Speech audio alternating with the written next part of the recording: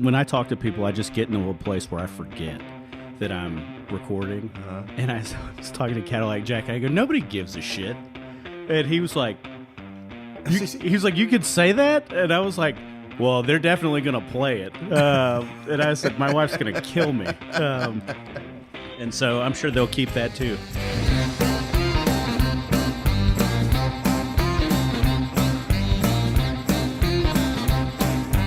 Hey everybody, welcome into the Ben Burnett Show. My guest today is Frank Duffy from Duffy Realty of Atlanta, and this is part of the Appen Media Network. Frank, welcome in. Thank you. Frank, I got to ask you several questions. I've passed by your building for years. How on earth did you wind up in real estate? Because you guys have sort of become the de facto, I would guess, every man's real estate agent that happens to listen to sports talk radio. Well, it's really interesting. When I met Rhonda, again, 23 years ago, she actually worked for a company called Buy Owner. If you remember the company, they used to be the alternative to traditional realty. They would produce a magazine, stock it at Shoney's and other little restaurants around town. And it was really a good company. It was a good alternative for paying high cost 6%, 7% real estate back in the day. And so when we met, she always said, you need to get in real estate. And I was in the corporate world. I worked for Morgan Stanley, specifically Discover Card, the credit card company. After I was in the restaurant and bar business in Louisiana, I got on with them, was with them for 14 years. And I never really wanted to become a real estate agent. The thought of being a glorified babysitter, taxi cab driver, it didn't excite me until Rhonda came up with the business model that we've got today. And I'll never forget this. I'd been putting together the signs for her in our little Alpharetta garage, over near White Columns. And I knew she was doing really well with this company. And I told her, I was joking with her, placating her like a husband would. I said, how's that little company of yours doing, sweetie? And she goes, we're probably up to, about 200 listings. And we were only about four months into this. And I was like, holy mackerel, you really are onto something with this business model. I said, when I get back from my business trip to, I was going to Memphis, I said, I'll start helping you. And I'd always been in sales my entire life. I said, I'll start making some of the calls for you. And that's how it became. We became a husband and wife team that started doing it. I left my corporate gig about 18 months later. We licensed our model. We put it in 57 cities around the country. And it just hatched out of this, again, Alpharetta garage with a good idea and people who just wanted to work hard at it. So your office today, or your main office that I see, is on Highway 9? My only office is Highway 9. We run the entire city out of one location. You run the entire operation out of one Correct. location. Wow. Yep. So tell me this. As you have grown, what's the biggest thing that you guys have seen change? Well, besides the landscape of Alpharetta, which is incredible, just in the 17 years that we've been in business, it's amazing the changes that we've just seen around us here locally. But the big thing that changed was technology. The reason we were able to open up a business and offer, our philosophy in business is, instead of overcharging 3 people to death and clubbing them, unmercifully for our revenue in a year, we'd rather pinprick 1,500. But to do that, you have to have volume. But to be able to manage the type of volume that pricing model supports, you have to have the ability of managing all those listings. Look, most real estate agents wet the bed over 3 listings. They can't handle it because of all the logistics. Because of technology and processes that we've put in place, we can handle, I think at one time during the downturn when we were carrying a lot of inventory, I think we had close to 1,100 properties listed at one time. Locally to Atlanta. Locally to the entire metropolitan Atlanta area. And we're not specifically located in one area of town or one price range or one style of home. We've sold properties from 100,000 up to 3.9 million, all areas of town, all styles of property. What happened when we started doing this is, because of technology, we had the ability of managing that type of volume. And it's kind of like a self-fulfilling prophecy. The more volume we had, the better we got. The better we got, the more services we could provide for less and less money. The cost of business kept coming down because of the economies of scale of technology. And then the more business that we would do, the better we got, the more people, word of mouth, would come in. So it literally was a self-propelling engine that was going down the road. It's really interesting to hear, and I imagine, I think technology, I think a good rule of thumb is that it tends to make things better and not worse, and that may take a while to pan out. How did you guys, as you said, that the average listing, the average agent has 3 listings and they wet the bed over them. With that with the economies of scale that you guys get to, let's just call it 1,000. Okay. How on earth did I almost view you guys more as a software company than I do real estate? I'm sure you show houses, but nobody shows 1,100 houses. Well, here's the thing. The way that real estate is searched for now is totally different. The need of having the agent find the property and take people out to them, though it's a lost art. And we actually, my buyer team actually has gotten back to that. We've come back to the future, if we will, to differentiate between us and the part-time housewife, part-time RE/MAX agent from down the street. Correct. We've gotten to be very good at seeing properties that maybe might not be on the market that are available, especially in this low inventory environment that we find ourselves in now. But what wound up happening was when we were looking at getting into this business, we realized that you have to provide some services that the public really can't do for themselves. And that's the big difference. Yes, we have technology. Yes, we give people massive amounts of exposure and putting them online. I've got economies of scale. The typical agent who lists 2 or 3 houses a year, they don't have, because I list 1,500 to 1,800 properties a year. I can do more things for them. But early on, when Ron and I first started doing this, we allowed our clients the ability that if you wanted to handle your own contracts, we would let them do that, and we would just charge there's a fee of 1%, the FMLS fee on the back end, 0.0012 of the sales price. And we allowed our clients the ability that if you want to handle all your contract work, go right at it. We'll just charge you the 1/8 of 1%. Or if you need us, let us know, and then we'll charge you our 3/4 of 1% to help you on the contract. Well, metaphorically, all hands rose when we said, can you handle your own contracts? At the time, I think we maybe had 35 listings. I would guess that that's probably significantly more difficult than I would just think. Absolutely it is. And of these 35 people that said, yep, we got this. We'll just pay the small little fee to FMLS. We don't need to pay anything for contract work. Well, of those 35 people, 34 of them at some point in time, shined up the bat light and said, look, we need help. I can't do this. We need assistance. And so at that point in time, we realized, look, you can't just be a turnkey online company. You have to provide services, because selling a house is not like me sitting in my bathrobe and booking a trip to Aruba online or buying shares of stock through my E-Trade account. You actually have to physically transact that property. And that's what we did. We're more of a hybrid company than a quote unquote discount. In fact, we don't even use the word discount. Yes, our commissions are less because of the business model that I mentioned. Is better to, again, undercharge 1,500 people than overcharge 3, because word of mouth travels quite quicker. But because we did it that way, a funny thing happened on the way to selling 17,000 homes. Now we're up to 27,000 homes. And that is, we got really smart and good at what we did in the process. So it wasn't just, putting people on the databases or putting online exposure, which we do. It was all the nuances that it takes to go out and look at a property, give guidance, give advice, do the contract work. We do all of that for the $500 and 3/4 of 1%. And it was that middle ground, that the porridge is not too hot or too cold, but it's just right. That's what propelled us to what we did. And we feel good about the fact that we give clients and the public an opportunity not to be taken. I mean, look, people buy houses because they expect to make a return or not, take it in the shorts and lose money. I mean, if we were expecting to lose money, we'd all be renters. So it is something that we feel very grateful and very proud of the fact that we've been able to give back to our clients. We put pen to paper, and we think about $370 million has been put back into our clients' properties that would have gone to pay a 6 or 7% agent. So we feel great about that. We don't get invited probably to a lot of cocktail parties from agents at Christmas time, but our agents love us. Our clients love us. We get a lot of Christmas cards from them over the amount of money that we've saved our clients through that process.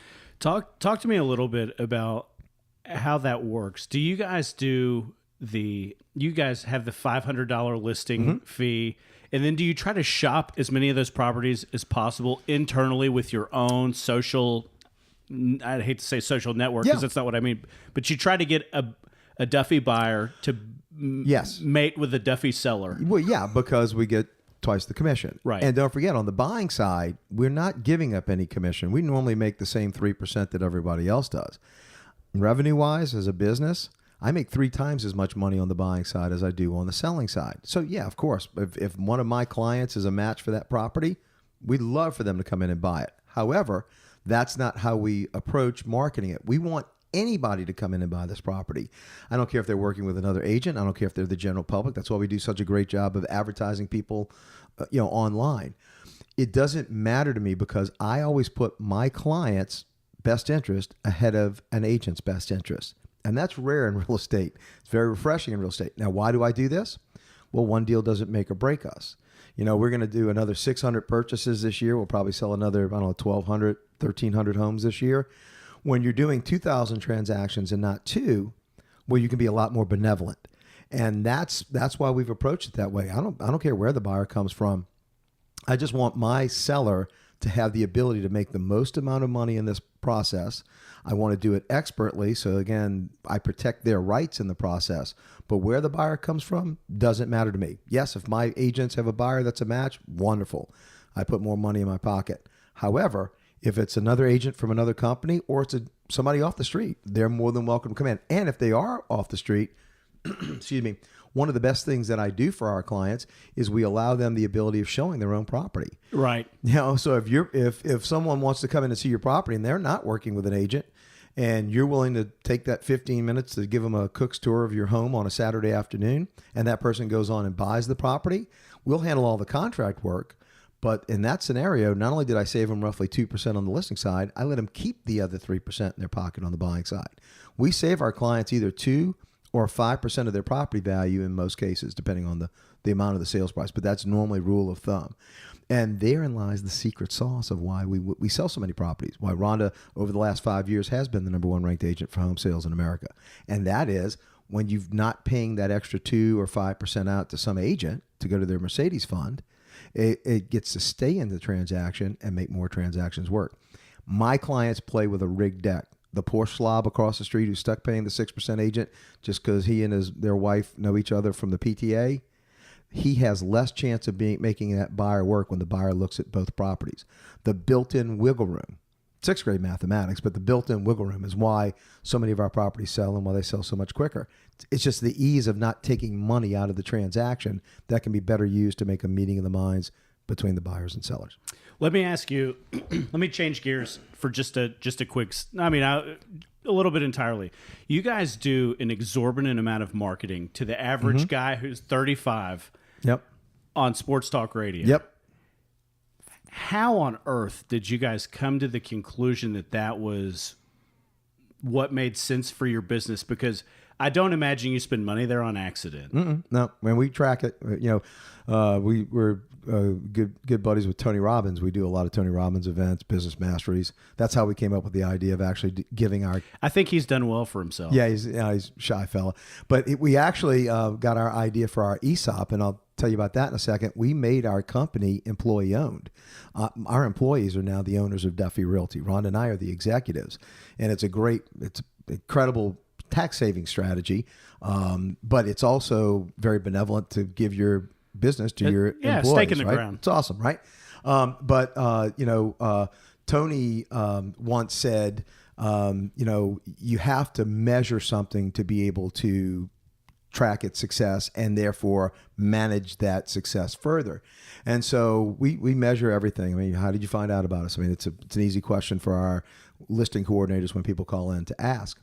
But sports radio was so powerful because it has an incredibly passionate listenership. Paul Feinbaum. Paul. Paul, who you like? Paul.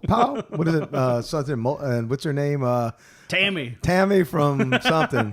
I'm an LSU guy. I normally don't listen to all that. Yeah, sure. All you Bama guys. But it's one of the things that we found about sports radio was it was guys like me that are listening, and I'm college educated, degree from what I think is a fine university. We call it Harvard on the Bayou. I've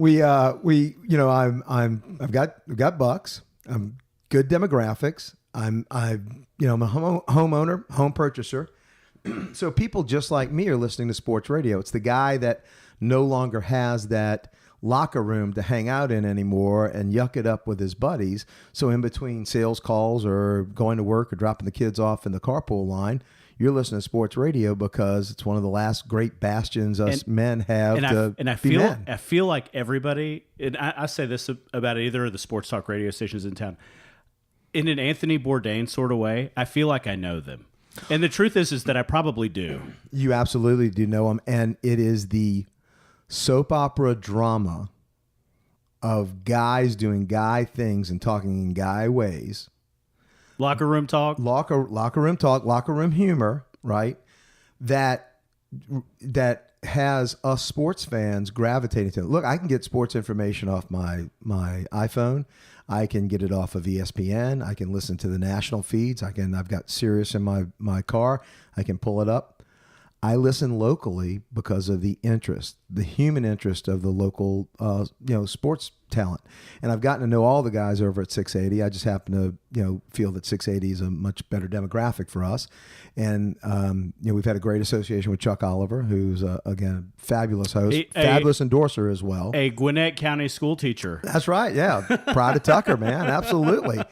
And so Chuck's been, fabulous for our business. Been 11 years now. But the listenership, they're incredibly loyal. And the reason I know this is I'm loyal. I'm a listener on that station. And I have gone to Lee Brandt for work on my Rolex. I've gone to chop my tree to come out and take trees out in the backyard. I go to, all of the different sponsors that are on there. So we're a very close-knit group. In fact, I'm, getting ready to have artists in custom closets come out and do some work at our house. So we are just big proponents of that station. And because we've spent a lot of time getting to know the guys and all the work that we've done on there. I mean, we do a lot of extra work, a lot of the I call them point of purchase sort of events, the tailgates and whatever. In fact, I've even taken the guys up on road trips in the RV. I saw you. It's been hilarious. Where'd you guys just get back from? Oh, we just got back from Baton Rouge. I took them to have the LSU Georgia game, which turned out really well for me. And my good buddy Dan Matthews, who's also an LSU fan, who's on 680. We didn't gloat too much on the way back. We were pretty quiet. I'm sure you did. Yeah, we were quiet. But because of getting ingrained in the station, what happens now is we're part of the fabric. And you can't buy that. That's advertising that you can't buy. I have people, again, just like yourself, that are listeners that, when a tweet goes out, something about Duffy Realty, we just had a big sponsorship of, getting Brian Hoyt into the SEC championship game. I gave away my 2 tickets because I couldn't physically stand watching Alabama being there again. So I literally gave, Hoyt one of the tickets, and we gave a giveaway for the other. Well, the repartee that happens from that, you can't buy that type of advertising, that type of marketing. And Hoyt's a Parkview guy. Absolutely. Hoyt's a lot of guy. There's a lot of things with Hoyt. Hoyt's a great guy. He's become a great friend. But, and again, that goes back to what I was saying about the locker room. Yeah, we can get our sports information. That's great. I want to know, Hoyt went on the road trip and where they went up to Notre Dame, and we went to, think of this road trip that we took last year. We went up with Georgia. And I'm not a Georgia guy. I'm an LSU guy. Went up in the RV. I took like 5 of the guys up, including Matt Chernoff, with Chuck and Chernoff. We went up. We had a huge sponsor event on that Friday in Wrigleyville at one of the isn't that awesome? Bars. Holy mackerel. That was incredible. That whole part of the country is awesome. You couldn't swing a cat in there without hitting somebody. There had to be 250 Georgia fans in this little bitty bar. In fact, the bar normally doesn't open during the day, but we got it open because everybody was going up. Then we went to the Cubs game that night. Then we loaded up the RV, drove it up from 2 hours up to South Bend, did the game there, and then came back and watched the Bears and the Falcons. I remember. And then we had to race a hurricane to get back so I could park the RV. I dropped everybody off at work at 10 o'clock in the morning and then came back. But these types of things that ingrain you with the listeners, I can't buy that type of advertising. And yeah, it takes a little effort, takes a little work, takes some diesel to get the RV up there. But again, it's just good marketing, and that's why sports radio has been so good to us, and we're known for it. I mean, that's Rhonda, you rock. I mean, people say that to us all the time. I mean, I ran into Chipper Jones up here at Q Barbecue one day, and I just said hello, and he goes, "Oh yeah, you Duffy, Rhonda, you rock." I'm like, man, you can't get better than that, right? Yeah. So, HOF. That's right. Yeah. When a Hall of Famer knows your slogan, you're doing some good marketing. He's a pretty new resident up in these hills. I think his kids are at Kingsridge now. Something. I don't know. Or one or some of them, but I know Yeah. I've seen him. I've seen him outside of a Thai restaurant. Yeah. But Chipper's a great guy. It's a funny story. I ran into him. I'd love to talk to him for 3 hours and just be like, tell me your best Well, stories. wait a minute. Let me tell you. I do have a funny story. About 8 or 9 years ago, I ran into him at Men's Warehouse right here in Alpharetta, and he was getting his tux fitted for Francour's wedding. Yeah. That day. It was like a Thursday or something, and I happened to be going in for something. And I thankfully had to wait for something to be tailored. So we're standing around just the tie rack, just sitting there talking. And it was so funny. We must have talked for 20 minutes. And all of a sudden it hit me as I was walking out to my car. I was like, you big dummy. You were sitting there talking to Chipper Jones for about 20, 25 minutes. And we didn't say one word about baseball. We talked about him being a Florida Gator fan, me being an LSU Tiger fan. We talked college football. You guys are cats and dogs. Yeah, 25 minutes. We wound up talking about that. And I was like, you didn't ask him one baseball question. Are you out of your mind? I think people probably, guys at that level probably appreciate it. I'm sure They do. I'm sure he's enjoyed being famous. I'm sure he's enjoyed being a dad and going to eat barbecue and not getting hassled. And the thing about living out here is that you trip over these people. Yeah. All the time. Yeah. I mean, I can't tell you. And that was the thing when they asked me for the podcast and they were like, what do you want to do? I was like, as long as I don't have to talk about politics all the time, I'll do anything.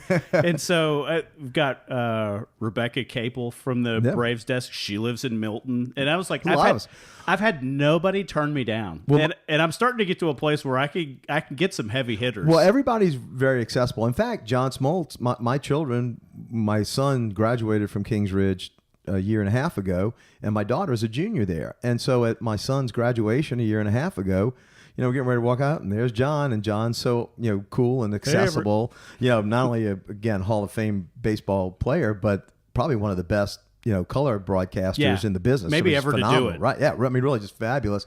So hey, John, I can take a picture. So there's my 6'5" son, and Smoltz, who's about 6'4", and I was like, okay, well this is worth it just to have that inch difference. Let me take this picture real quick. Could not have been better. Could not have been nicer. And it's funny with Chipper when we were there. His new wife, his wife, was I guess pregnant about his new wife. Well, no, but she's young. She's a young lady, and so she I guess was pregnant about 6 months, 7 months. They just had their child. And it was so cool. So so when I reminded him of our conversation 7 years prior, and that we talked about football, he goes, at least we can't talk, SEC basketball because my wife is a Kentucky grad. And I was like, she goes, yeah, y'all better keep it to the football conversation. Not going to basketball. Nobody disputes that. No, absolutely not.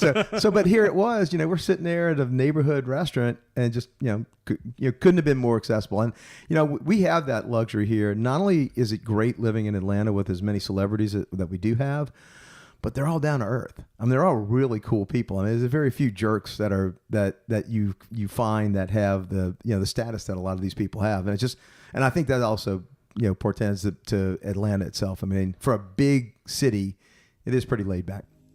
You can catch the second part of this interview on Wednesday. Thanks for listening to the Ben Burnett Show, an Appen Media podcast.